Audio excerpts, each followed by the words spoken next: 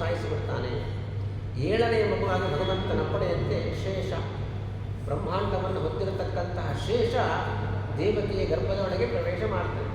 3 ತಿಂಗಳಾಗುತ್ತೆ. 3 ತಿಂಗಳಾದಕೊಂಡು ಏನು ಮಾಡ್ತಾನೆ ಭಗವಂತ, ತನ್ನ ಪತ್ನಿ ಮಹಾಲಕ್ಷ್ಮಿಯ ಮತ್ತೊಂದು ಅವತಾರ ದುರ್ಗಾರೂಪ, ಆ ದುರ್ಗಾರೂಪದ ತನ್ನ ಪತ್ನಿ ಹೇಳ್ತಕ್ಕಂಥದ್ದು, ಭಗವಂತ ನೋಡು ಆ ದೇವಕಿಯ ಗರ್ಭದಲ್ಲಿ ಈಗಾಗಲೇ ಶೇಷ ಪ್ರವೇಶ ಮಾಡಿದ್ದಾನೆ, 3 ತಿಂಗಳಾಗಿದೆ. ಆ ಗರ್ಭವನ್ನು, ಆ ಶಿಶುವನ್ನು ಅಲ್ಲಿಂದ ವಸುದೇವನ ಮತ್ತೊಬ್ಬಳು ಪತ್ನಿ ರೋಹಿಣಿಯ ಗರ್ಭದಲ್ಲಿ ಹಾಕು ಅಂತ ಹೇಳ್ತಾರೆ. ಆ ಭಗವಂತನ ಮಾತಿನಂತೆ ದುರ್ಗಾದೇವಿ ದೇವಕಿಯ ಗರ್ಭದಲ್ಲಿರತಕ್ಕಂಥ ಶಿಶುವನ್ನು ಎತ್ತಿಕೊಂಡು ರೋಹಿಣಿಯ ಗರ್ಭದಲ್ಲಿ ಇಡ್ತಾಳೆ. ಕಂಸ ಬರ್ತಾನೆ, 7ನೇ ಗರ್ಭವೇ ಇಲ್ಲ, ಭಯದಿಂದ ಗರ್ಭಪಾತ ಆಗಿದೆ ಅಂತ ಸುಮ್ಮನೆ ಬಿಡ್ತಾನೆ. ಈ ಕಡೆಯಿಂದ ಸುರಭಿಯನ್ನು ಕರ್ಕೊಂಡು ಹೋಗಿ ಏನು ಮಾಡ್ತಾನೆ ವಸುದೇವ, ನಂದಗೋಕುಲದಲ್ಲಿ ಇಡ್ತಾನೆ. ನಂದಗೋಕುಲದಲ್ಲಿ ರೋಹಿಣಿ ಮಗುವಿಗೆ, ಗಂಡು ಮಗುವಿಗೆ ಜನ್ಮವನ್ನು ಕೊಡ್ತಾಳೆ, ಶೇಷ ಜನಿಸ್ತಾನೆ. ದುರ್ಗಾದೇವಿ ದೇವಕಿಯ ಗರ್ಭದಿಂದ ಆ ಶೇಷನನ್ನು ಆಕರ್ಷಣೆ ಮಾಡಿ ರೋಹಿಣಿಯ ಗರ್ಭಕ್ಕೆ ಹಾಕಿದ್ದರಿಂದ ಅವನನ್ನು ಸಂಕರ್ಷಣ ಅಂತಲೂ ಕರೀತಾರೆ.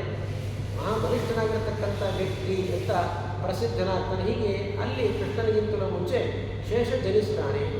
ಆಮೇಲೆ 8ನೇ ಗರ್ಭದ ರೂಪದಲ್ಲಿ ಭಗವಂತ ದೇವಕಿಯ ಗರ್ಭವನ್ನು ಪ್ರವೇಶ ಮಾಡ್ತಾನೆ. ಆವಾಗ ಭಗವಂತ ದೇವಕಿಯ ಗರ್ಭವನ್ನು ಪ್ರವೇಶ ಮಾಡಿದ ಎಲ್ಲ ಕಡೆ ಸಮೃದ್ಧಿ, ಸುಖ, ಎಲ್ಲ ಕಡೆ ಆನಂದ. ಸ್ವತಃ ದೇವಕಿಯು ಕೂಡ ಬಹಳಷ್ಟು ತೇಜಸ್ಸು ಅವಳ ಶರೀರದಲ್ಲಿ ಬರುತ್ತೆ.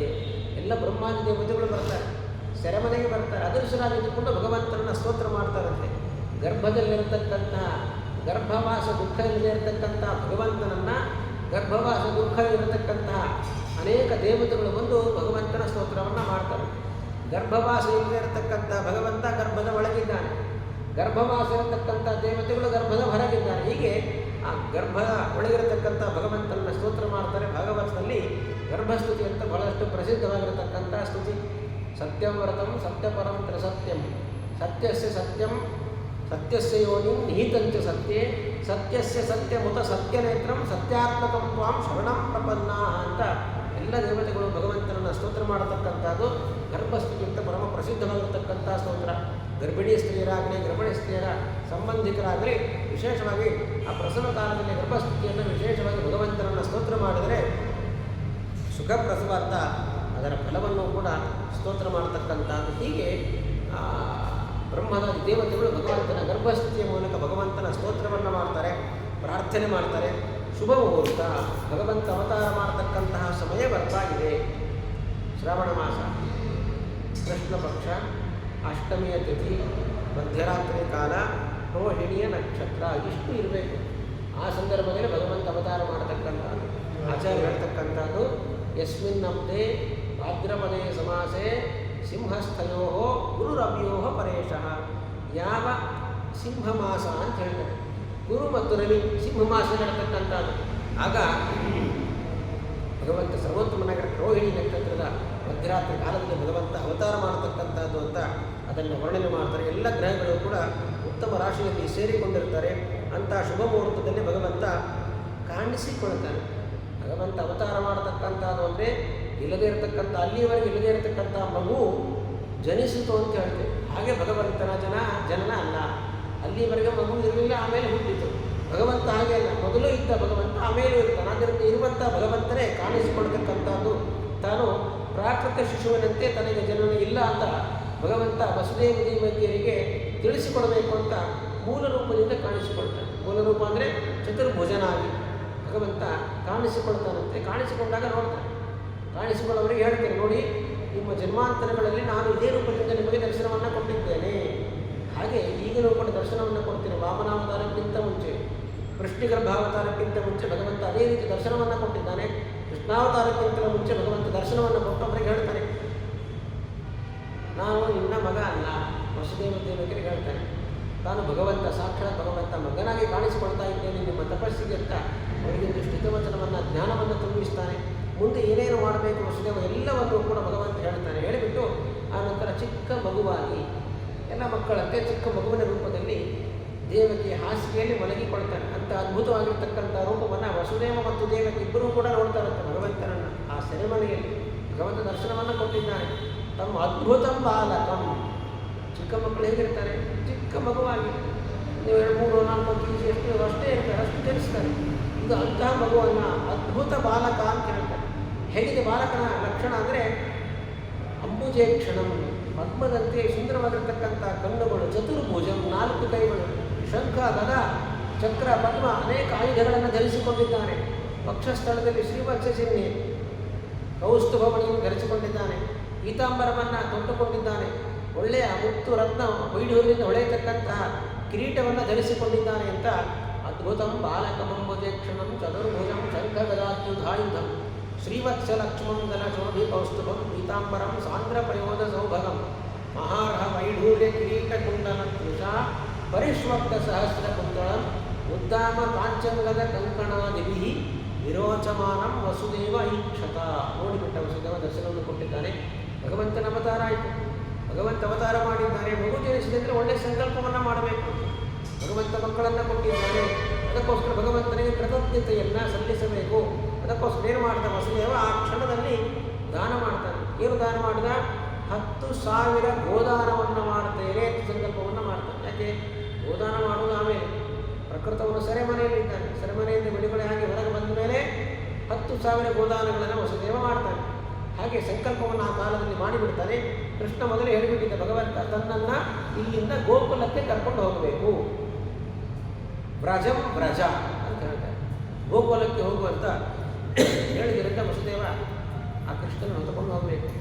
ವಸುದೇವನ ಕೈ ಕಾಲು ಎಲ್ಲ ಬೇಡಿಯನ್ನು ಕೋಳಗಳನ್ನು ಹಾಕಿ ಕಟ್ಟಿಬಿಟ್ಟಿದ್ದಾರೆ ಸರಪಳಿಗಳಿಂದ. ಸೆರೆಮನೆಯ ಬಾಗಿಲನ್ನು ಮುಚ್ಚಿದ್ದಾರೆ. ಎಲ್ಲ ಕಡೆ ಬೀಗ ಹಾಕಿದ್ದಾರೆ. ಆದರೆ ಭಗವಂತ ಅವತಾರ ಮಾಡಿದ್ರೆ ಎಲ್ಲವೂ ತನ್ನಷ್ಟಕ್ಕೆ ತಾನೇ ಬಿಚ್ಚೋಗಿದಂತೆ. ಕೈಗೆ ಹಾಕಿರತಕ್ಕಂಥ ಕಾಲುಗಳಿಗೆ ಬಿಗಿದಿರತಕ್ಕಂಥ ಸರಪಳಿ ತಾನಾಗಿ ಕಳಚಿಕೊಂಡಿದ್ದಾನೆ. ಎಲ್ಲ ಅವರನ್ನು ಕಾಯತಕ್ಕಂಥ ಎಲ್ಲ ದೈತ್ಯರು ಕೂಡ ನಿದ್ರೆ ಹೋಗಿಬಿಟ್ಟಿದ್ದಾರೆ. ಎಲ್ಲ ನಿದ್ದೆ ಮಾಡಿಕೊಂಡಿದ್ದಾರೆ. ಯಾಕೆ ನಿದ್ದೆ ಮಾಡ್ತಾ ಇದ್ದಾರೆ? ಒಬ್ಬ ಸೆಕ್ಯೂರಿಟಿ ಆದರೆ ಹೆಚ್ಚು ಕಡಿಮೆ ನಿದ್ದೆ ಬರುತ್ತೆ ರಾತ್ರಿ ಹೊತ್ತಿನಲ್ಲಿ, ಮಧ್ಯರಾತ್ರಿ. ಇದು ಒಬ್ಬರಿಬ್ಬರ ಸೆಕ್ಯೂರಿಟಿ ಅಲ್ಲ, 100 ಜನ ಆ ಕಂಸನ ದೈತ್ಯರು ಸೈನಿಕರು ರಕ್ಷಣೆಗೆ ಅಂತ ಇದ್ದಾರೆ. ಎಲ್ಲರಿಗೂ ನಿದ್ದೆ ಬಂದಿದೆ. ಸೀತಾದೇವಿಯನ್ನು ನೋಡಿಕೊಳ್ಳಿ ಅಂತ ರಾವಣ ಏನು ಮಾಡಿದ್ದ? ಲಂಕಾ ಅಶೋಕವನದಲ್ಲಿ ಸೀತಾದೇವಿಯನ್ನು ಇಟ್ಟಾಗ ಅವರ ನೋಡ್ಕೊಳ್ಳೋದಕ್ಕಂತ ಒಂದು ರಾಕ್ಷಸ ಸ್ತ್ರೀಯರನ್ನು ನೇಮಿಸಿದ್ದಾನೆ.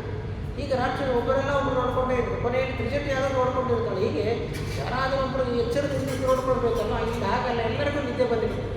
ಯಾಕೆಂದರೆ ಯಾವಾಗ ಭಗವಂತ ಕೃಷ್ಣನಾಗಿ ಅವತಾರ ಮಾಡ್ತಾನೆ, ಅದೇ ಕಾಲದಲ್ಲಿ ಭಗವಂತನ ಪತ್ನಿಯಾಗಿರತಕ್ಕಂಥ ದುರ್ಗಾದೇವಿ ಗೋಕುಲದಲ್ಲಿ ಯಶೋದೆಯ ಮಗಳಾಗಿ ಜನಿಸಿದ್ದಾಳೆ. ಅದು ಭಗವಂತನ ಆಜ್ಞೆಯಂತೆ. ಆ ದುರ್ಗಾ ಅಂದರೆ ಮೋಹವನ್ನು ಕೊಡತಕ್ಕಂಥವಳು, ಅಜ್ಞಾನವನ್ನು, ದುಷ್ಟರಿಗೆ ಅಜ್ಞಾನವನ್ನು ಮೋಹವನ್ನು ಕೊಡತಕ್ಕಂಥವಳು, ಸಜ್ಜನರ ಅಜ್ಞಾನ ಮೋಹವನ್ನು ಪರಿಹಾರ ಮಾಡ್ತಾಳೆ. ಹೀಗೆ ಯಾವಾಗ ದುರ್ಗಾದೇವಿ ಅಲ್ಲಿ ಅವತಾರ ಮಾಡಿದ್ದಾಳೆ ಯಶೋದೆಯ ಮಗಳಾಗಿ, ಎಲ್ಲ ಕಡೆ ಮೋಹ ವ್ಯಾಪಿಸಿಕೊಂಡಿದೆ. ಅಂದರೆ ಎಲ್ಲರಿಗೂ ದುಷ್ಟರಿಗೆಲ್ಲ ನಿದ್ದೆ ಬಂತು. ಹಾಗಾಗಿ ಕಂಸನ ಸೆರೆಮನೆಯಲ್ಲಿರತಕ್ಕಂಥ ಪ್ರತಿಯೊಬ್ಬ ರಾಕ್ಷಸನು ಕೂಡ ಮಲಕೊಂಡು ಬಿಟ್ಟಿದ್ದಾನೆ, ನಿದ್ದೆ ಹೋಗಿದ್ದಾನೆ. ಬಾಗಿಲುಗಳು ತಾನಾಗಿ ತೆರೆದುಕೊಂಡಿವೆ, ಬೀಗಗಳೆಲ್ಲ ತೆರೆದುಕೊಂಡವೆ. ವಸುದೇವ ಏನು ಮಾಡ್ತಾನೆ? ತಲೆ ಮೇಲೆ ಒಂದು ಗುಂಡಿಯನ್ನು ಹೊತ್ತುಕೊಂಡು ಅದರಲ್ಲಿ ಕೃಷ್ಣನನ್ನು ಇಟ್ಟುಕೊಂಡು ನೇರವಾಗಿ ಹೊರಟು ಬಿಡ್ತಾನೆ. ಹೊರಟು ಯಮುನಾ ನದಿ, ಮಳೆಗಾಲ ಬಹುಕರಿಯುವಂಥ ಯಮುನಾ ನದಿ ಇದೆ.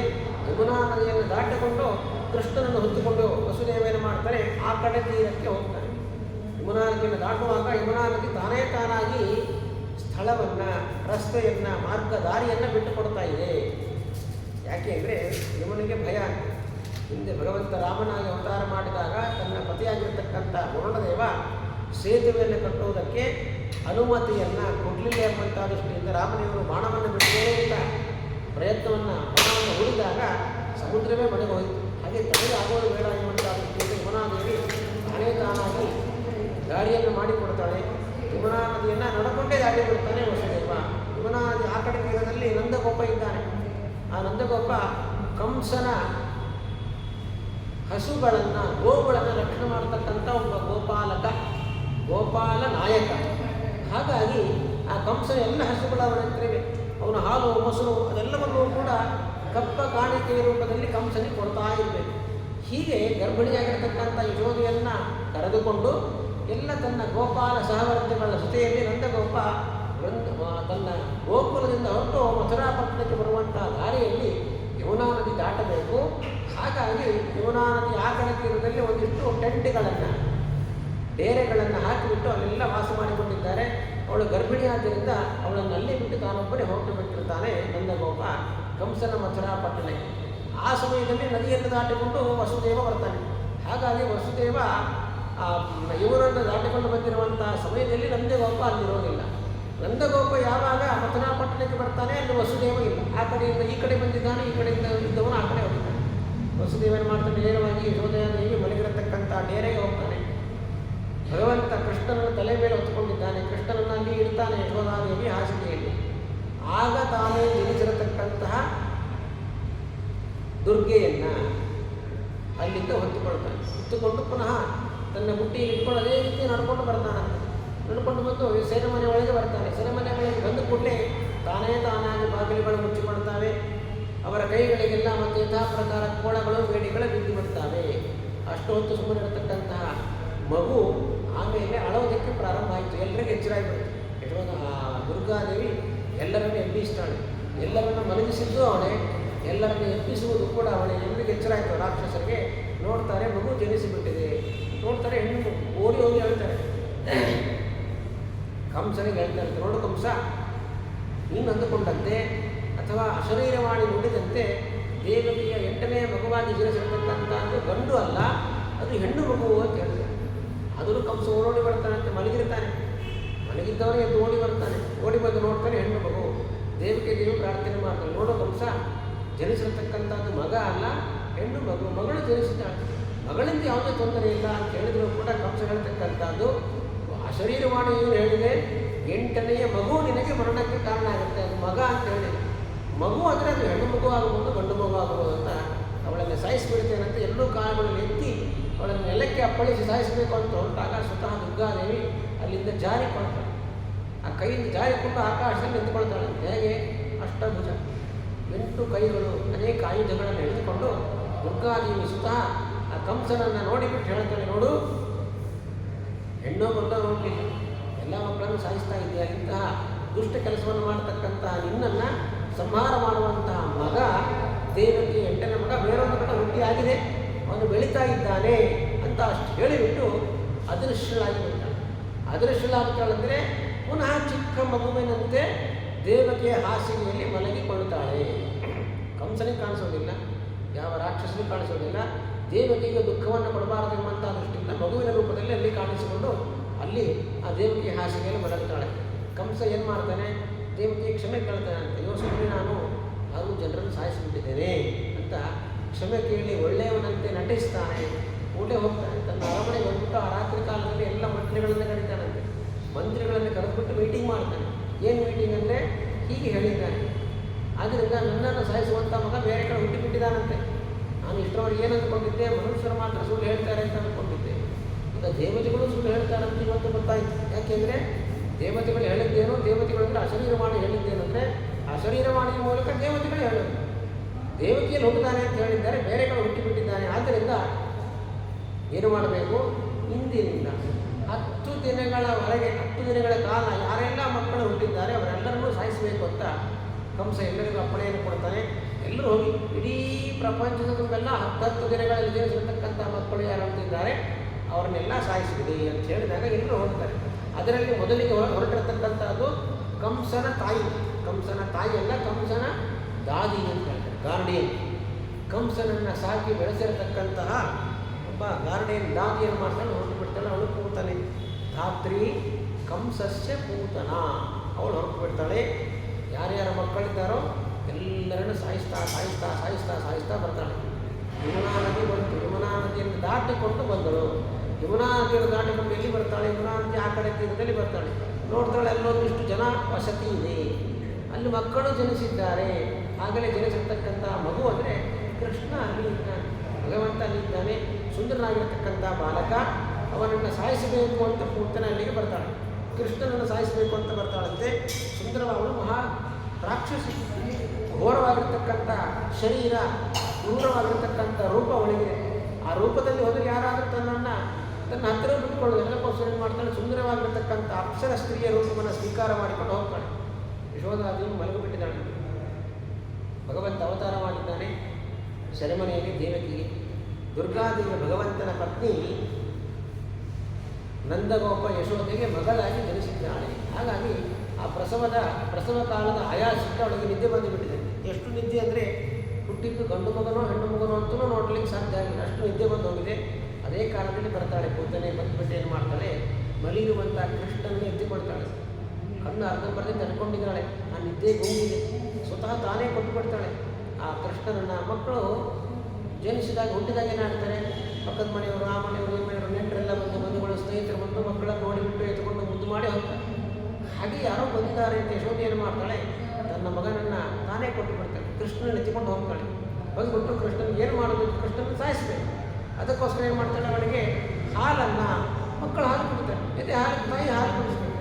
ತಾಯಿ ಹಾಲನ್ನು ಕುಡಿಸ್ತೇನೆ ಅಂತ ಅವಳಿಗೆ ವಿಷವನ್ನು ಕುಡಿಸಿಬಿಟ್ಟು ಸಾಯಿಸಬೇಕು ಅಂತ ಬಂದದ್ದು ಕೂತಲೆ. ಕೃಷ್ಣ ಏನು ಮಾಡ್ತಾನೆ, ಹಾಲನ್ನು ಕುಡಿತಾನೆ. ಹಾಲನ್ನು ಕುಡಿದು ಹಾಲಿನ ಜೊತೆಯಲ್ಲಿ ಅವಳ ಪ್ರಾಣವನ್ನು ಹೀಗಿಲ್ಲ ಅಂತ ಹೇಳ್ತಾರೆ. ಹಾಗಾಗಿ ಕೃಷ್ಣ ಅವಳನ್ನು ಸಾಯಿಸಿಬಿಡ್ತಾನೆ. ಅವಳು ಕೃಷ್ಣನಿಗೆ ಎಷ್ಟು ಬಿಡಿಸ್ಕೊಳ್ಬೇಕು ಅಂತ ಪ್ರಯತ್ನ ಪಟ್ಟರೂ ಕೂಡ ಸಾಧ್ಯ ಆಗೋದಿಲ್ಲ. ಮನೆಯಿಂದ ಹೊರಗೊಂಡು ಹೋಗ್ತಾಳೆ. ದೊಡ್ಡದಾಗಿರ್ತಕ್ಕಂಥ ಕಾಡು, ರಾಕ್ಷಸರ ಸ್ವಭಾವ ಏನಂದರೆ ಅವರೆಲ್ಲ ಮಾಯಾವಿಗಳು. ಯಾವ ಕಾಲದಲ್ಲಿ ಯಾವ ರೂಪವನ್ನು ಕೂಡ ಸ್ವೀಕಾರ ಮಾಡಿಕೊಳ್ತಕ್ಕಂಥ ಶಕ್ತಿ ಇರುತ್ತೆ. ಹಾಗಾಗಿ ದುಷ್ಟ ಸ್ವಭಾವದ ಕ್ರೂರ ರೂಪದ ರಾಕ್ಷಸಿ ಕೂತನೆ ಸುಂದರವಾಗಿರತಕ್ಕಂಥ ಅಪ್ಸರಸ್ತ್ರೀಯ ರೂಪವನ್ನು ಸ್ವೀಕಾರ ಮಾಡಿಕೊಂಡು ಬಂದಿದ್ದರೂ ಕೂಡ ಮರಣ ಕಾಲದಲ್ಲಿ, ಸಾಯುವ ಕಾಲದಲ್ಲಿ ಅವರ ಮೂಲ ರೂಪ ಏನಿರುತ್ತೆ ಅದೇ ಬರುತ್ತೆ. ಹಾಗಾಗಿ ದೂರ ಹೋಗ್ತಾಳೆ. ದೊಡ್ಡದಾಗಿರತಕ್ಕಂಥ ಶರೀರ ಬರುತ್ತೆ ಅವಳಿಗೆ, ರಾಕ್ಷಸಿಯಾಗಿ ಬಿಡ್ತಾಳೆ. ಭಗವಂತ ಅವಳನ್ನು ಸಾಯಿಸಿ ಬಿಡ್ತಾನೆ. ಎಷ್ಟು ಕಿಲೋಮೀಟರ್ ಗಟ್ಟಲೆ ಅವಳ ಶರೀರ, ಅಷ್ಟು ದೊಡ್ಡದಾಗಿರತಕ್ಕಂಥ ಅರ್ಧ ಕಾಡು ನಾಶ ಆಗಿಬಿಡುತ್ತೆ, ಮುರಿದೇ ಹೋಗುತ್ತೆ. ಅಷ್ಟು ದೊಡ್ಡ ಶರೀರ ಬಿದ್ದು ಹೋಗ್ತಾಳೆ. ಕೃಷ್ಣ ಅವಳ ಮೈ ಮೇಲೆ ಆಟ ಆಡಿಕೊಂಡಿರ್ತಾನೆ. ಅಷ್ಟು ದೊಡ್ಡ ಶರೀರ, ಜೋರಾದ ಕಿರುಚಾಟ ಎಲ್ಲ ಕೇಳಿಸ್ಕೊಳ್ತಾ ಎಲ್ಲ ಗೋಪಾಲರು ಓಡಿ ಬರ್ತಾರೆ. ನೋಡಿದ್ರೆ ಕೃಷ್ಣ ಆಟ ಆಡಿಕೊಂಡಿರ್ತಾನೆ. ಯಶೋಧೆಗೆ ಬರ್ತಾಳೆ, ಅಯ್ಯೋ ಯಾರೋ ರಾಕ್ಷಸರೆಲ್ಲ ಬಂದಿದ್ದಾರೆ. ಆದರೆ ಕೃಷ್ಣನ ಅದೃಷ್ಟ ಚೆನ್ನಾಗಿದೆ, ತಂದೆ ತಾಯಿಯ ಪುಣ್ಯ ಚೆನ್ನಾಗಿದೆ, ದೇವರು ನನ್ನ ಮಗನನ್ನು ಬದುಕಿಸಿಬಿಟ್ಟ ಅಂತ ಎಲ್ಲರೂ ಭಾವಿಸ್ತಾರೆ. ಆದರೆ ಕೃಷ್ಣನೇ ಭಗವಂತ ಅಂತ ಗೊತ್ತಿಲ್ಲ. ದೇವರು ಅವನನ್ನು ಬದುಕಿಸಿದ್ದಲ್ಲ, ಅವನೇ ದೇವರು. ದೇವರು ನಮ್ಮನ್ನು ಬದುಕಿಸಿದ್ದಾನೆ ಅಂತ ಅಂದ್ಕೊಳ್ಬೇಕು. ಕೂತನೇನು ಸಂಹಾರ ಮಾಡಿಬಿಡ್ತಾನೆ. ಹೀಗೆ ಭಗವಂತ ಕೃಷ್ಣನಾಗಿ ಅವತಾರ ಮಾಡಿದಾಗ ಮೊಟ್ಟ ಮೊದಲ ಸಂಹಾರ ಮಾಡಿರ್ತಕ್ಕಂಥದ್ದು ದುಷ್ಟ ಸ್ತ್ರೀ ಅಂತ ಅನ್ನಿಸಿಕೊಂಡಿರ್ತಕ್ಕಂಥ ಕೂತನೆ.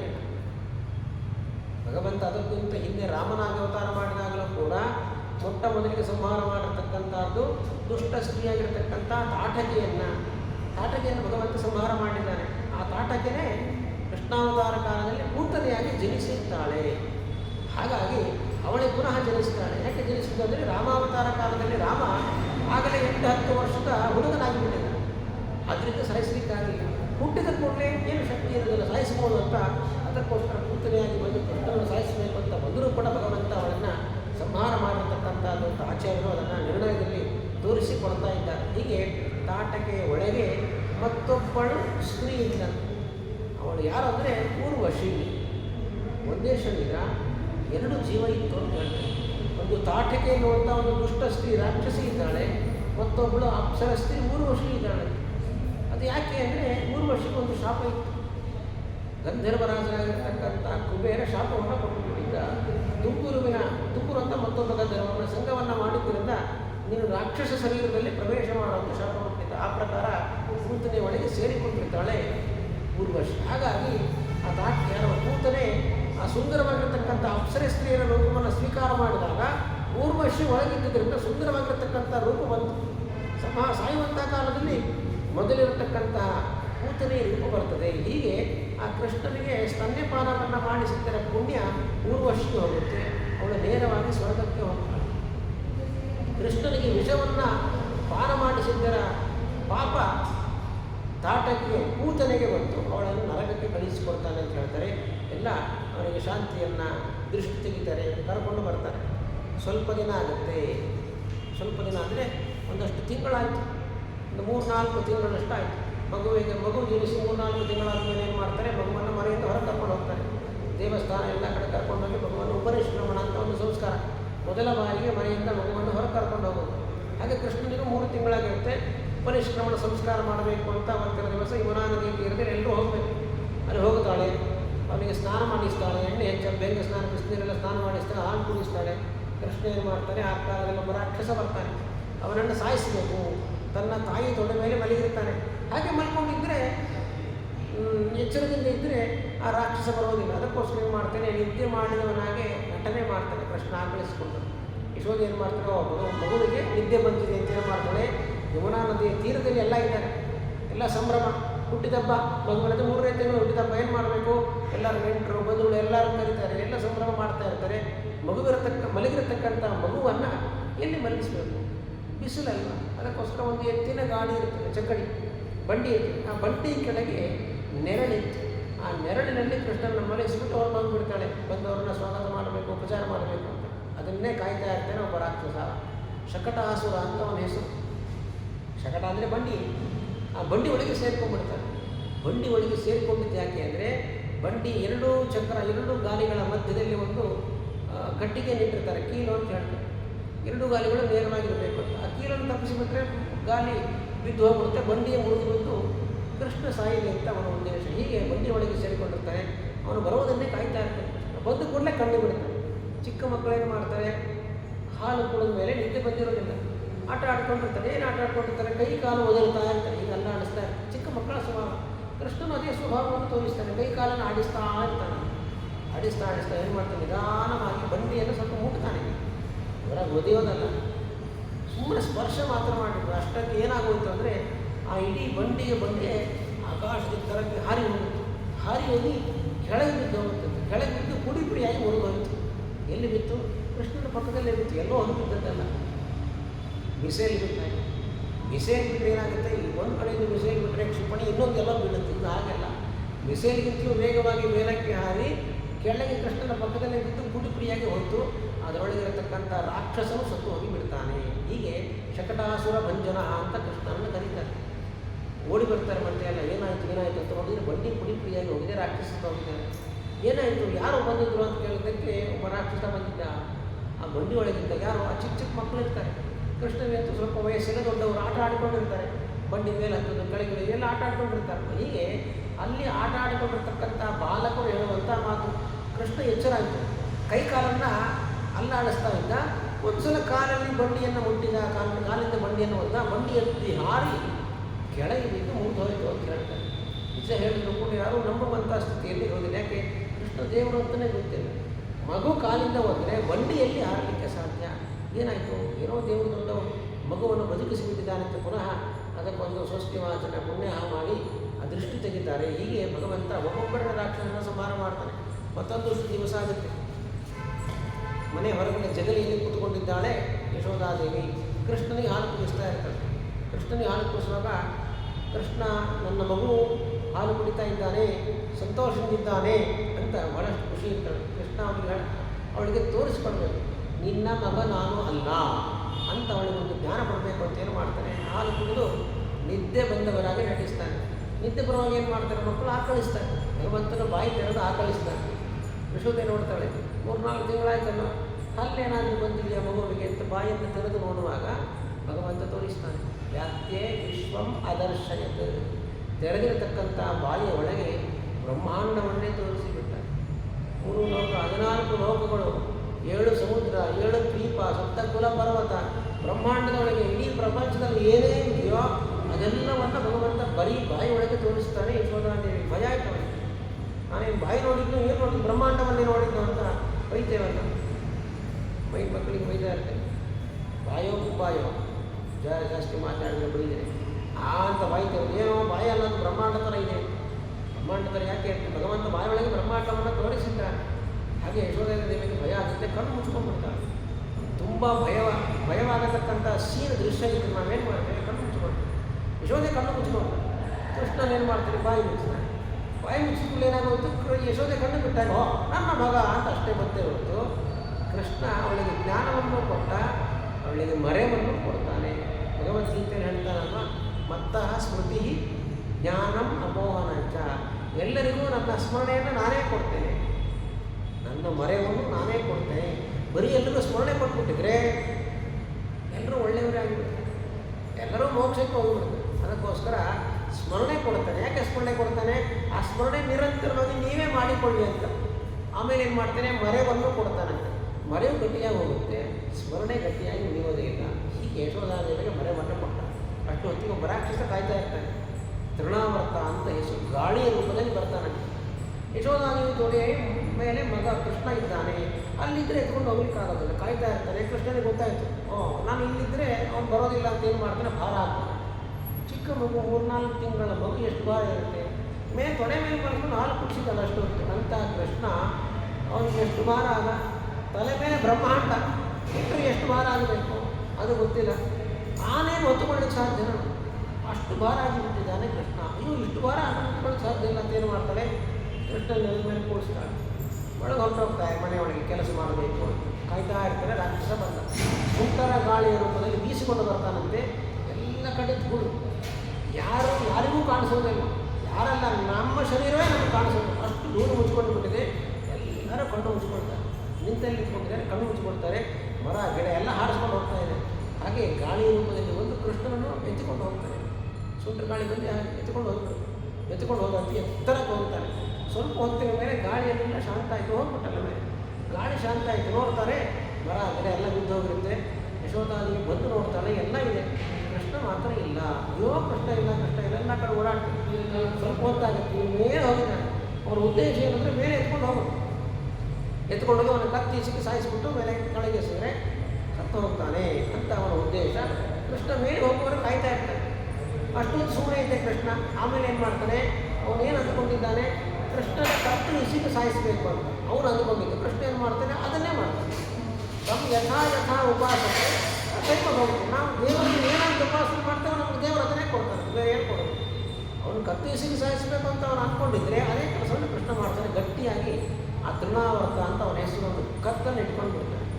ಬಿಡಿಸ್ಕೊಳ್ಳಿಕ್ಕೆ ಸಾಧ್ಯ ಆಗ, ಮೊದಲಿಗೆ ಇವನು ಇಟ್ಕೊಂಡಿದ್ದ, ಈಗ ಕೃಷ್ಣ ಇಟ್ಕೊಂಡಿದ್ದಾನೆ. ಬಿಡಿಸ್ಕೊಳ್ಳಿಕ್ಕೆ ಸಾಧ್ಯ ಆಗೋದಿಲ್ಲ. ಕೃಷ್ಣ ಅವನ ಕತ್ತನ್ನು ಎಸಿಬಿಡ್ತಾನೆ.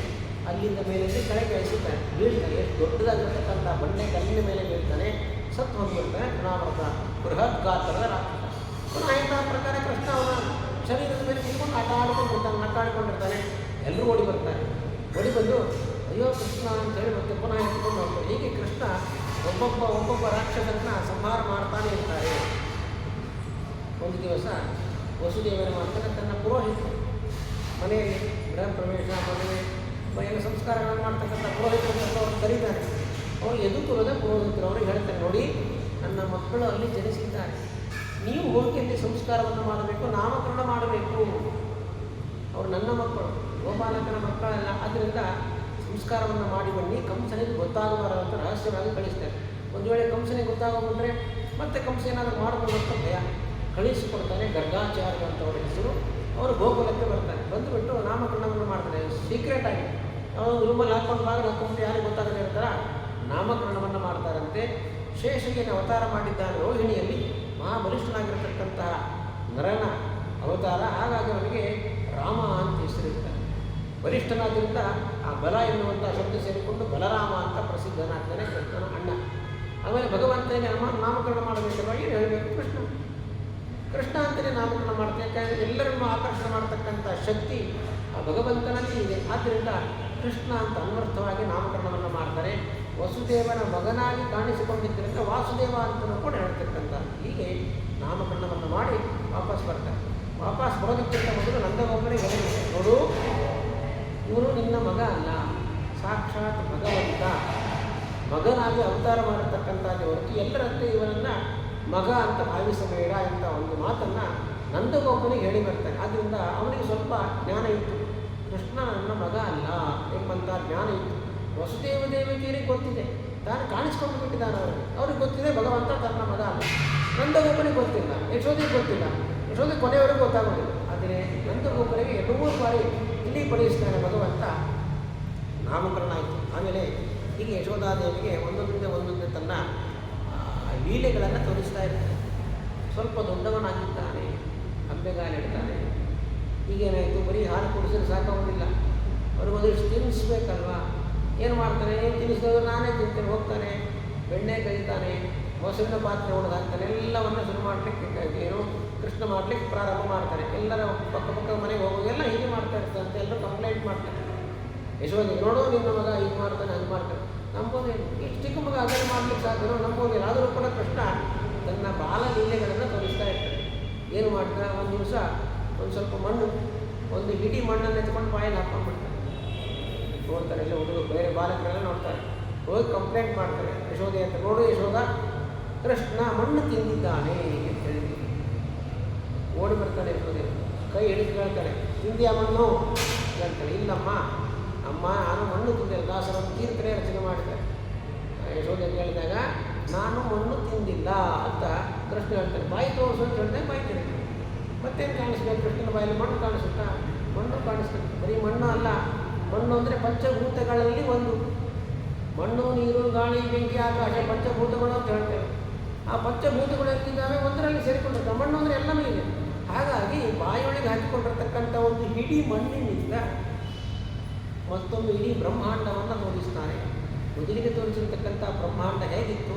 14 ಲೋಕಗಳೆಲ್ಲ ಕಾಣಿಸಿತು. ಈಗ ತೋರಿಸಿರ್ತಕ್ಕಂಥದ್ದು ಹೇಗಿತ್ತು ಅಂದರೆ ಬ್ರಹ್ಮಾಂಡ ಕಾಣಿಸಿತು.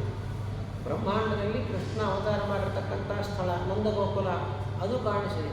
ಆ ನಂದಗೋಕುಲದಲ್ಲಿ ಯಶೋಧಾದೇವಿಯ ಮನೆ, ಅದು ಕಾಣಿಸಿದೆ. ಯಶೋಧಾದೇವಿಯ ಮನೆಯೊಳಗೆ ಯಶೋಧ ಇದ್ದಾಳೆ, ಯಶೋಧೆ ಮುಂದೆ ಕೃಷ್ಣ ಇದ್ದಾನೆ, ಬಾಯಿ ತೆರೆಕೊಂಡು ಕೃಷ್ಣ ಇದ್ದಾನೆ. ಆ ದೃಶ್ಯ ಕೃಷ್ಣನ ಬಾಯಿಯೊಳಗೆ ನೋಡ್ತಾಳೆ ಅವಳು. ಮುಂದೆ ಕೃಷ್ಣ ಇದ್ದಾನೆ, ಕೃಷ್ಣನ ಬಾಯಿಯೊಳಗೆ ಆ ಸೀನ್ ನೋಡ್ತಾಳೆ. ಅಲ್ಲಿ ಕೃಷ್ಣನ ಬಾಯಿ ಆ ಅಂತ ಓಪನ್ ಆಗಿದೆ. ಅಲ್ಲಿ ಬಗ್ಗೆ ನೋಡಿದಾಗ ಅಲ್ಲಿ ಇನ್ನೊಂದು ಬ್ರಹ್ಮಾಂಡ, ಅಲ್ಲಿ ಯಶೋಧೆಯ ಮನೆ, ಅಲ್ಲಿ ಯಶೋಧೆ, ಅಲ್ಲಿ ಕೃಷ್ಣ. ಹೀಗೆ ಒಂದರೊಳಗೆ ಒಂದು ಪಾತ್ರೆ ಡಬ್ಬಿನ ಹಾಕಿ ಮುಚ್ಚಿರ್ತಾರೆ. ಒಂದು ಪಾತ್ರೆ ಇನ್ನೊಂದು ಪಾತ್ರೆ, ಹೀಗೆ ಒಂದರೊಳಗೆ ಒಂದು ಬ್ರಹ್ಮಾಂಡ. ಹೀಗೆ ಎಷ್ಟೋ ತೋರಿಸ್ಬಿಟ್ಟಾರೆ. ಇದು ಭಗವಂತನ ಅದ್ಭುತವಾಗಿರ್ತಕ್ಕಂಥ ಲೀಲೆ. ಇದನ್ನಾದರೂ ನೋಡಿ ಯಶೋಧೆ ಅಂದುಕೊಳ್ಳಿ, ನನ್ನ ಮಗ ಅಲ್ಲ ಅಂತ. ಯಶೋಧಾದೇವಿ ಮತ್ತೆ ಭಯ ಆಗುತ್ತೆ, ಏನು ಇದು ಅಂತ ಮತ್ತೆ ಕಣ್ಣು ಮುಚ್ಚಿಕೊಳ್ತಾಳೆ. ಭಗವಂತ ತನ್ನ ಬಾಯಿಯನ್ನು ಮುಚ್ಚಿಕೊಳ್ತಾನೆ. ಹೀಗೆ ಭಗವಂತ ಅನೇಕ ವಿಧವಾಗಿರ್ತಕ್ಕಂಥ ಲೀಲೆಗಳನ್ನು ತೋರಿಸ್ತಾ ಇರ್ತಾನೆ. ಏನು ಮಾಡ್ತಾನೆ? ಕೃಷ್ಣ ಹಾಲನ್ನು ಕುಡಿಸ್ತಾ ಇರ್ತಾಳೆ. ಮತ್ತೊಮ್ಮೆ ಕೃಷ್ಣ ಹಾಲು ಕುಡಿತಾ ಇರ್ತಾನೆ. ಇದ್ದಕ್ಕಿದ್ದಾಗ ಏನಾಯಿತು? ಒಲೆ ಮೇಲೆ ಪಾತ್ರೆ ಇಟ್ಟಿದ್ದಾಳೆ, ಹಾಲು ಇಟ್ಟಿದ್ದಾಳೆ. ಹಾಲು ಬಿಸಿ ಆಗಬೇಕಂತ ಹಾಲು ಬಿಸಿ ಆಯಿತು. ಬಿಸಿಯಾಗಿ ಹಾಲು ಉಕ್ಕಲಿಕ್ಕೆ ಪ್ರಾರಂಭ ಆಯಿತು. ಅಯ್ಯೋ, ಹಾಲು ಉಕ್ಕಿ ಬಿಡುತ್ತೆ. ಏನು ಮಾಡ್ತಾಳೆ? ಕೃಷ್ಣನ ಎತ್ತಿ ನನ್ನ ಮೇಲೆ ಕುಕ್ಕುತ್ತಾಳೆ. ಹಾಲು ಉಕ್ಕುತ್ತೆ ಅಂತ ಕೃಷ್ಣನನ್ನು ಕುಕ್ಕಿದರು. ಕೃಷ್ಣ ಏನು ಮಾಡ್ತಾನೆ? ಏನು ಬೇಕೋ ಆ ಕೆಲಸವನ್ನು ಮಾಡ್ತಾನೆ. ಕೃಷ್ಣ ಕೋಪ ಬಂತು. ಚಿಕ್ಕ ಮಕ್ಕಳು ಹಾಗೆ ಅರ್ಧಂಬರ್ಧ ಹಾಲು ಕುಡಿಸ್ಬಿಟ್ರೆ ಕೋಪ ಬರ್ತದೆ. ಕೃಷ್ಣನ ಕೋಪ ಬಂದವರಾಗಿ ನಟಿಸಿ ಬಿಡ್ತಾನೆ. ಹೋದಂತೆ ಮೊಸರಿನ ಪಾತ್ರೆ, ಬೆಣ್ಣೆ ಪಾತ್ರೆ ಒಡೆದು ಹಾಕಿಬಿಡ್ತಾನೆ. ಒಡೆದು ಹಾಕಿಬಿಟ್ಟು ಒಂದು ಒರಳು ಕಲ್ಲಿರುತ್ತೆ. ಆ ಒರಳು ಕಲ್ಲಿನ ಮೇಲೆ ಕೂತ್ಕೊಂಡು ಮೊಸರು ತಿಂತಾ ಇರ್ತಾನೆ, ಬೆಣ್ಣೆ ನೆಕ್ತಾ ಇರ್ತಾನೆ. ಕೃಷ್ಣ ಎಲ್ಲಿ ಜನ ಕುಡುಕ್ತಾಳೆ, ನೋಡ್ತಾಳೆ. ಎಲ್ಲ ಪಾತ್ರೆ ಮಡಕೆ, ಮಣ್ಣಿನ ಪಾತ್ರೆ ಎಲ್ಲ ಒಡೆದೋಗಿದೆ. ಆ ಮೊಸರು ಬೆಣ್ಣೆ ನೆಟ್ಕೊಂಡು ಕೃಷ್ಣ ಒರಳು ಕಲ್ಲು ಮೇಲೆ ಇಟ್ಕೊಂಡು ತಿಂತಾ ಇದ್ದಾನೆ. ಕೋಪ ಬಂತು. ಯಾಕೆ ಕೋಪ? ಒಂದು ಮೊಸರಿನ ಪಾತ್ರೆಲ್ಲ ಒಡೆದಾಕಿದ್ದಾನೆ, ಇದೆಲ್ಲ ಒಡೆದಾಕಿದ್ದಾನೆ, ತಿಂತಾ ಇದ್ದಾನೆ, ಇದೆಲ್ಲ ಮಾಡ್ತಾ ಇದ್ದಾನೆ. ತಾನು ಮಾತ್ರ ಅಲ್ಲ, ಅಲ್ಲೇನಾದ್ರು ಪ್ರಾಣಿಗಳು, ಬೆಕ್ಕಿನ ಮರಿ ಇದ್ದರೆ ಅದಕ್ಕೆಲ್ಲ ತಿನ್ನಿಸೋದು. ಯಾರಾದರೂ ತನ್ನಂತೆ ವಯಸ್ಸಿನ ಮಕ್ಕಳು ಇದ್ದರೆ ಅವ್ರಿಗೂ ಕೊಟ್ಬಿಡ್ತಾರೆ. ಎಲ್ಲ ಮಾಡ್ತಾ ಇರ್ತಾನೆ. ಕೋಪ ಬರ್ತದೆ. ಹಿಡಿಬೇಕು ಅಂತ ಹೋಗ್ತಾನೆ. ಕೃಷ್ಣ ಓಡೋದ್ಬಿಟ್ಟು ಎಷ್ಟು ಓಡಿದ್ರು ಕೂಡ ಸಿಗೋದೇ ಇರ್ತಾರೆ. ಸುತ್ತಾಗಿಸ್ತಾ ಇರ್ತಾರೆ. ಭಾಳಷ್ಟು ಆಯಾಸ ಆಯ್ತು. ಇನ್ನೂ ಓಡ್ಲಿಕ್ಕೆ ಸಾಧ್ಯ ಆಗೋದಿಲ್ಲಪ್ಪ. ಕೃಷ್ಣ ಅಂತ ಕರಿತಾನೆ. ಕೃಷ್ಣ ಕೊಡಲಿ ಸಿಕ್ಕಿಬಿಡ್ತಾನೆ. ಸಿಕ್ಕಿಬಿಟ್ಟ ಭಗವಂತನನ್ನು ಭಕ್ತಿಯಿಂದ ಕರಿಬೇಕು. ಕೃಷ್ಣ ಸಿಗ್ತಾನೆ. ಶಕ್ತಿಯಿಂದ ಹಿಡ್ಲಿಕ್ಕೆ ಹೋದರೆ ಭಗವಂತ ಸಿಗೋದಿಲ್ಲ. ತೋರಿಸ್ಬಿಟ್ಟು ನಮಗೆ ಎಷ್ಟು ಶಕ್ತಿ ಇದೆ ಓಡ್ಬೋದು, ಸಿಗೋದಿಲ್ಲ ಅಂತ ತೋರಿಸ್ತಾನೆ. ಭಕ್ತಿಯಿಂದ ಕರಿ ಬರ್ತೇನೆ, ಭಗವಂತನೇ ಬಂದು ಸಿಕ್ಕಾಕ್ಕೊಡ್ತಾನೆ. ಏನು ಮಾಡಿದ್ಯಾ? ಮೊಸರು ಪಾತ್ರೆ ಹೊಡೆದಿದೆಯಲ್ಲ, ಶಿಕ್ಷೆ ಕೊಡ್ತೇನೆ. ಇನ್ನು ಮುಂದೆ ಹೊಡಿಬಾರದು. ಎಲ್ಲಿ ಕೂತ್ಕೊಂಡಿದ್ದೀನಿ? ನೀವು ಮೊಸರು ಪಾತ್ರೆ ಹೊಡೆದು ಒರಳು ಕೆಲ ಮೇಲೆ ಕೂತ್ಕೊಂಡಿದ್ದೀಯಲ್ಲ, ಅದಕ್ಕೆ ಕಟ್ಟಿ ಹಾಕ್ತೇನೆ ಅಂತ ಒಂದು ಹಗ್ಗ ತೊಗೊಂಡ್ಬರ್ತಾನೆ. ಚಿಕ್ಕ ಮಗು ಕೃಷ್ಣ ಅಂಬೆಗಾರ ಇಡುವಂಥ ಹುಡುಗ ಏನು ಮಾಡಿದ್ರು?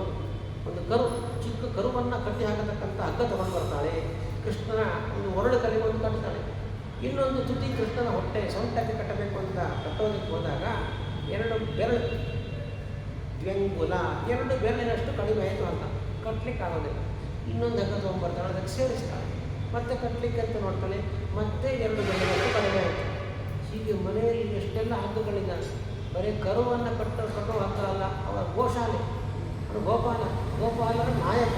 100,000 1,000 ಹಸುಗಳಿರ್ತವೆ. ಎಷ್ಟು ಹಸುಗಳಿದ್ದಾವೆ, ಎಲ್ಲ ಹಗ್ಗ ತೊಗೊಂಬಂದರೂ ಕೂಡ ಬರೀ 2 ಬೆರಳು ಕಡಿಮೆ ಆಗ್ತಾ ಇತ್ತು.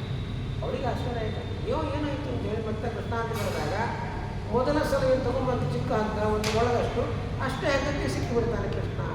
ಭಕ್ತಿ ಬಂಧನವಶಃ ಪ್ರೀತೋಸ್ತು ಕೃಷ್ಣ ಪ್ರಭು. ಉಡುಪಿ ಕೃಷ್ಣನನ್ನು ವಾದಿರಾಜನ ಸ್ತೋತ್ರ ಮಾಡ್ತಾನೆ. ಕರ್ಮಂದೀಶ್ವರ ಭಕ್ತಿ ಬಂಧನವಶಃ. ಭಗವಂತನನ್ನ ಕೋಪದಿಂದ, ಸಿಟ್ಟಿನಿಂದ, ದ್ವೇಷದಿಂದ ಕಟ್ಟಬೇಕು ಅಂತ ಹೋದರೆ ದುರ್ಯೋಧನಿಗೆ ಆಗಲಿಲ್ಲ ಕಟ್ಟಲಿಕ್ಕೆ. ಕೃಷ್ಣನನ್ನು ಬಿದ್ದುಬಿಡ್ತಾನೆ. ಕೃಷ್ಣನನ್ನು ನೋಡಲಿಕ್ಕೆ ಸಾಧ್ಯ ಆಗೋದಿಲ್ಲ. ಕೃಷ್ಣನ ಬಂಧನ ಮಾಡಲಿಕ್ಕೆ ಅಂತ ಹೊರಟಿದ್ದ ಅವನು.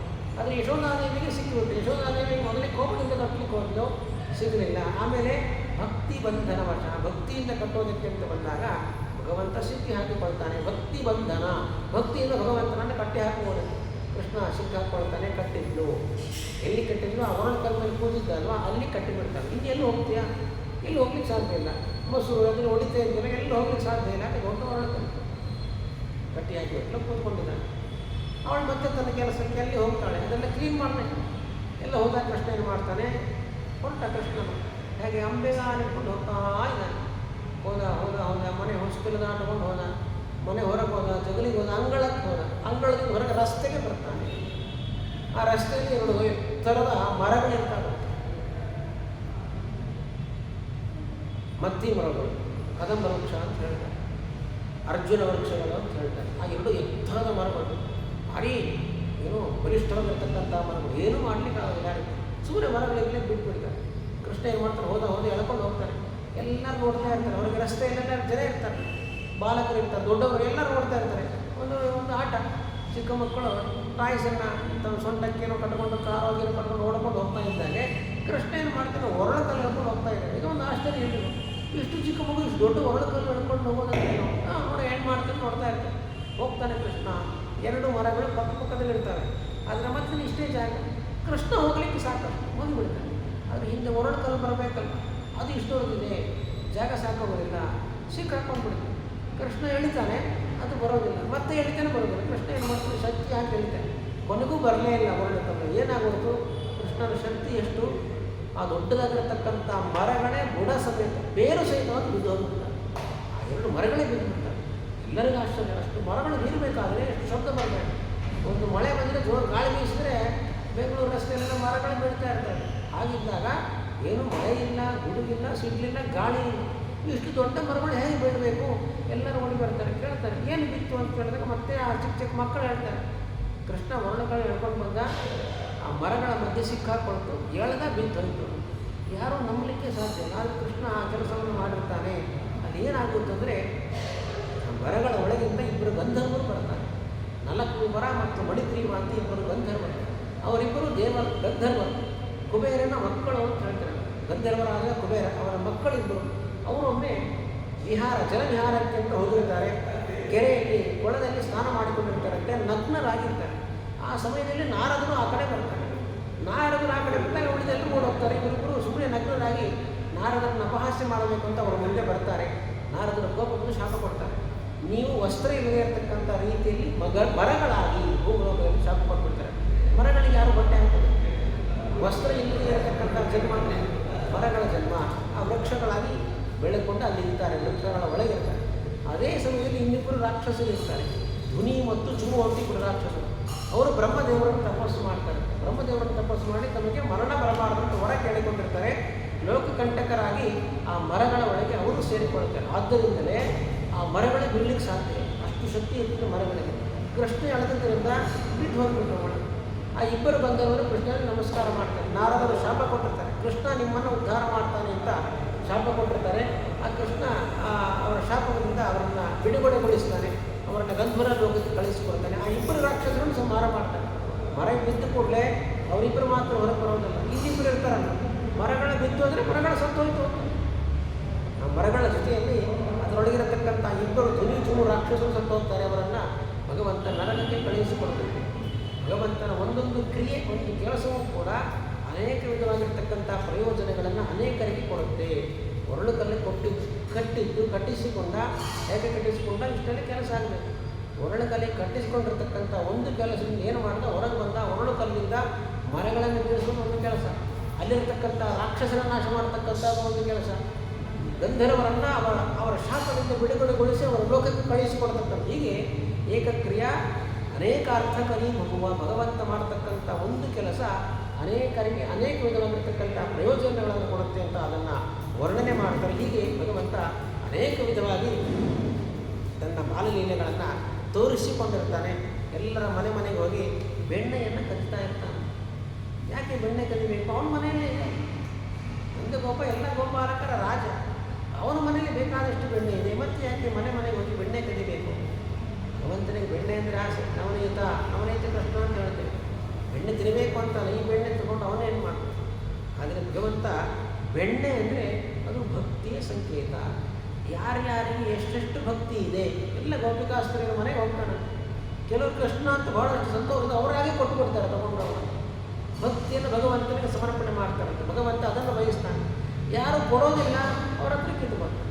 ಆದ್ದರಿಂದ ಭಗವಂತ ಎಲ್ಲರ ಹತ್ರ ಸ್ವೀಕಾರ ಮಾಡ್ತಾನೆ, ಕೆಲವರ ಹತ್ರ ಕಿತ್ತುಕೊಳ್ತಾನೆ, ಮತ್ತು ಕೆಲವರ ಹತ್ರ ಭಗವಂತ ಪ್ರೀತಿಯಿಂದ ಸ್ವೀಕಾರ ಮಾಡ್ತಾನೆ, ಅವರವರನ್ನು ಉದ್ಧಾರ ಮಾಡ್ತಾನೆ. ಹೀಗೆ ನವನೀತ ಅಂದರೆ ಬೆಣ್ಣೆ. ಆ ಬೆಣ್ಣೆ ನವನೀತ ಪದಾರ್ಥಕ್ಕೆ ಪ್ರತಿಯೊಂದು ಪದಾರ್ಥಕ್ಕೂ ಕೂಡ ಒಬ್ಬೊಬ್ಬ ದೇವತೆ, ಅಭಿಮಾನಿ ದೇವತೆ.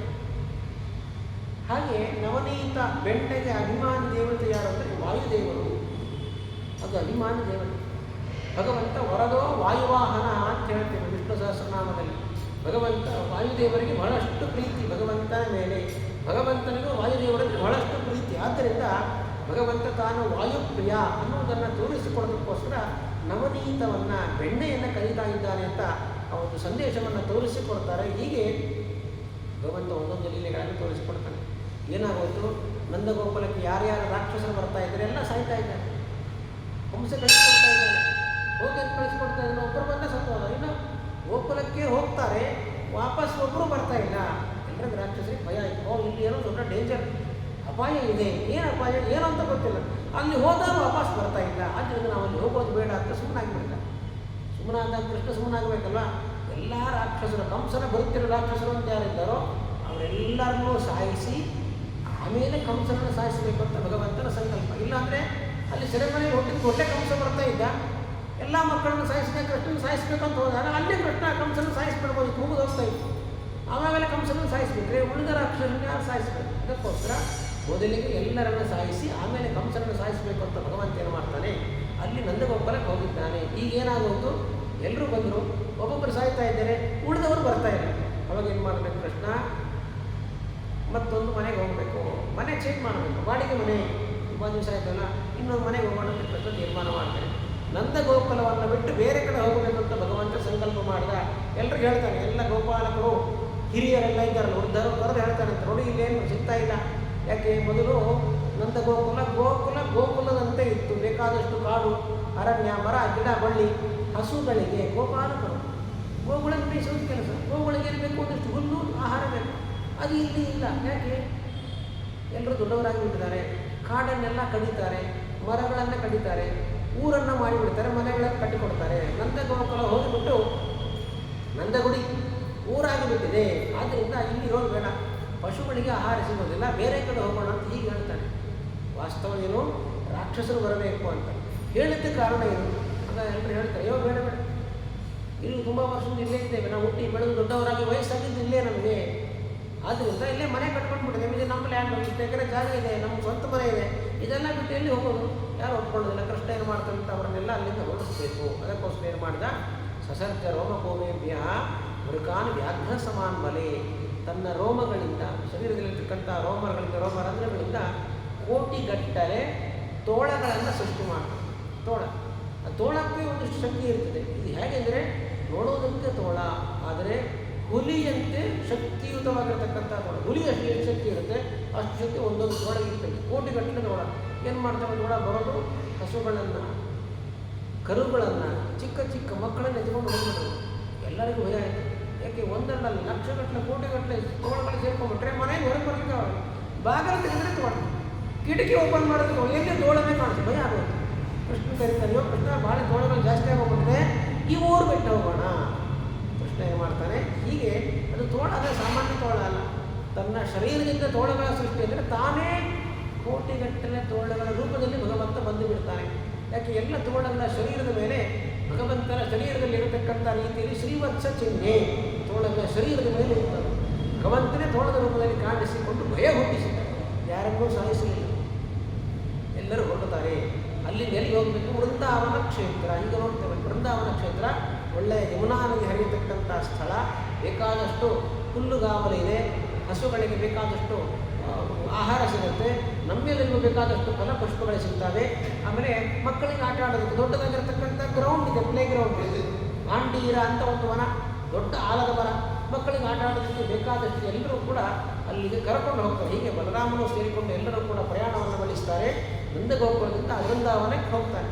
ವೃಂದಾವನಕ್ಕೆ ಹೋದ ಮೇಲೆ ಮತ್ತೆ ಗೊತ್ತಾಯಿತು, ರಾಕ್ಷಸರು ಏನು ಮಾಡ್ತಾರೆ, ಒಬ್ಬೊಬ್ಬರಾಗಿ ವೃಂದಾವನಕ್ಕೆ ಬರುವುದಕ್ಕೆ ಪ್ರಾರಂಭ ಮಾಡತಕ್ಕಂಥದ್ದು. ಅಲ್ಲಿ ಭಗವಂತ ಮತ್ತೊಂದಿಷ್ಟು ದುಷ್ಟ ರಾಕ್ಷಸರ ಸಂಹಾರವನ್ನು ಮಾಡ್ತಾನೆ, ತನ್ನ ಲೀಲೆಯನ್ನು ಮತ್ತೊಂದು ತೋರಿಸ್ತಕ್ಕಂಥದ್ದು ಅಂತ ಯಥಾಮತಿ ಆ ಕಥಾಭಾವವನ್ನು ನಾಳೆ ದಿವಸ ಚಿಂತನೆ ಮಾಡೋಣ ಅಂತ ಹೇಳಿ ಪ್ರವಚನವನ್ನು ಕೃಷ್ಣಾರ್ಪಣವನ್ನು ಯಸ್ತ ಕಗುಣ ಸಂಪೂರ್ಣ ಸರ್ವದೋಷ ವಿಜರ್ಜಿತಃ ಪ್ರಿಯತಾಂ ಪ್ರೀತದೇವಾಲಂ ವಿಷ್ಣುರ್ಮೇ ಪರಮಸೋತ್ ಅಕ್ಷಯಂ ಕರ್ಮ ಯಸ್ಮಿನ್ ಪರೇಶ್ವರ್ಕೃತಂ ಅಕ್ಷಯಂ ಶಾಂತಿ ದುಃಖಾನಿ ಯನ್ನಾಮತಃ ಅಕ್ಷರೋ ವೇದ ಸರ್ವದೇವಾಮತಃ